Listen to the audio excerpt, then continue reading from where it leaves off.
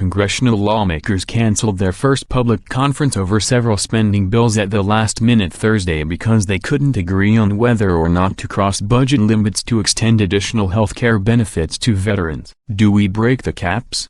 Do we prorate everything else? Do we cut other veterans' programs to fund this? We got a shortfall, and we got to work it out, and we're not there yet, Senate Appropriations Chairman Richard Shelby told reporters Thursday. According to Politico, the private health care program would allow qualified veterans to use taxpayer dollars on private doctors and hospitals in a convenient location to them if Veterans Affairs professionals are too far away from their location. According to Military Benefits, the program, known as the Veterans Choice Program or VA Choice, officially ended at the end of May, when President Donald Trump signed the VA Mission Act that will expand long-term solutions to veterans who have issues accessing health care in proximity to them. Still, the government continues to fund VA Choice until the replacement program begins. Congress will need to approve $1.6 billion for fiscal year 2019, in addition to $18.2 billion until 2021,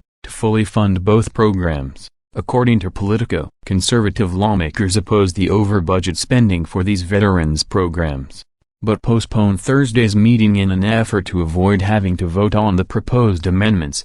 Democratic Sen. Patrick Leahy told Politico on Thursday, "You don't go to a veterans assembly and say, 'We're not going to help the veterans.'" Leahy said, the budgeting issues arose in June when Congress passed a bill that made funding for community care services discretionary rather than mandatory. In order to make up for that, Congress would need to skim millions of dollars worth of funds from other programs to fund the veterans' health care programs, a move Democrats are trying hard to resist. According to Politico, still, House lawmakers passed the Veterans Spending Bill in June, which allots $3 billion to fund the program through the end of 2019. They also reassigned $1.1 billion from the House's funding bill for the Department of Homeland Security to the Veterans Initiative to make up for the discretionary funding gap but refused to go beyond that budget cap, which explains the contention between Democrats and Republicans on the issue. House Speaker Paul Ryan singled out the Senate spending bill,